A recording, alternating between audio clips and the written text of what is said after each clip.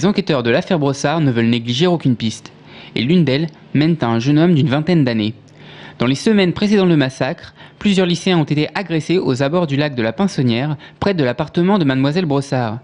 Plusieurs de ces adolescents ont été entendus par la police judiciaire de Tours chargée de l'enquête et leur témoignage a permis de dresser un portrait robot de leur agresseur. Il a une belle cicatrice sur le biceps gauche, une barbe de 3 jours, pas touffue mais qui prend bien le visage, les yeux marrons, typé maghrébin, il a surtout une capuche quand tout se passe. Il avait aussi une arme blanche, il avait un couteau. Des éléments précieux pour les enquêteurs qui semblent piétiner. La PJ dispose notamment de photos prises le soir du meurtre par le distributeur où le meurtrier a utilisé la carte de crédit de sa victime. Si un des lycéens a cru reconnaître la veste de son agresseur sur ces photos, aucun n'a été catégorique lors de ces séances d'identification.